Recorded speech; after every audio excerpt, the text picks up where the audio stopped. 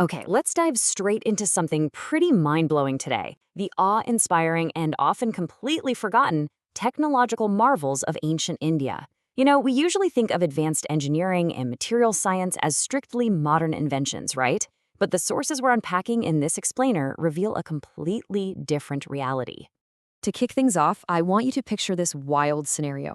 Imagine you're tasked with stopping an advanced military force, and I'm talking about an army equipped with devastating, heavy cannons. How on earth do you defend against that? Well, what if I told you the solution didn't involve forging stronger metals, but instead relied on breakfast ingredients and brilliant material science? It sounds completely impossible, but it actually happened. Section 1. Forgotten Ancient Engineering Marvels. Solving massive problems with ancient tech. Section 2. Harappa's Perfect Urban Planning, Mohenjo-Daro's Masterclass in Sanitation. So, traveling back thousands of years to the Indus Valley Civilization, the source material highlights a level of cleanliness rarely seen in other civilizations.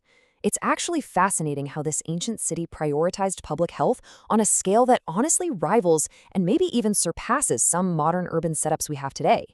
They didn't just build homes, they essentially built an integrated machine for living.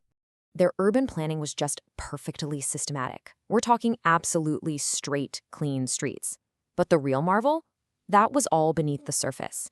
They engineered this extensive network of covered drains and made sure that every single house, literally without exception, was connected to it. Every home efficiently managed wastewater through this massive interconnected system.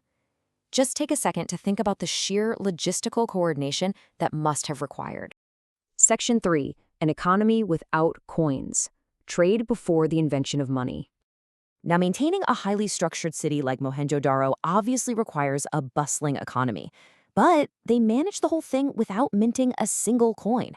While our modern system relies entirely on coins, paper money, and digital transfers, the Harappan system functioned purely on the direct exchange of essential goods. They relied on a super sophisticated barter network, trading tangible things like green, cloth, and jewelry for their everyday needs. It really proves you don't need a minted currency to run a highly functional, thriving society. And they definitely didn't keep this trade restricted to just their local neighborhoods. The sources point us straight to the dockyard at Lothal. Now, this wasn't just some small fishing pier. It served as a massive launch pad. Their ships would actually set sail from this exact dockyard to conduct active trade with faraway countries, hooking this coinless economy right into the wider ancient world. Section 4. The Unbreakable Rice Cement Wall.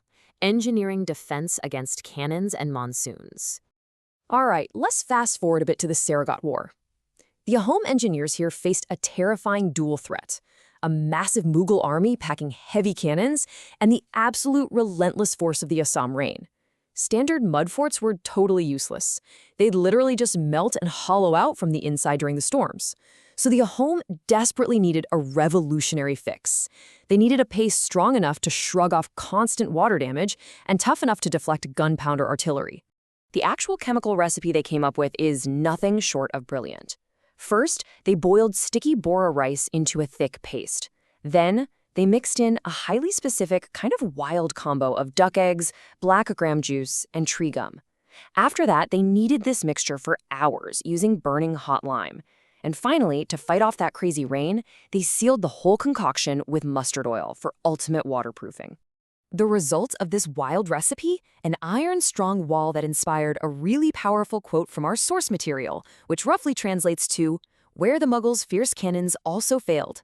The Mughals brought their absolute best, heaviest artillery, but the Ahom kingdom's unique organic material science completely outmatched that brute military force. Their sticky rice cement was, quite literally, stronger than the enemy's firepower. Absolutely wild, right? Section 5. Winning the Sarahat War. Asymmetric warfare and strategic exhaustion.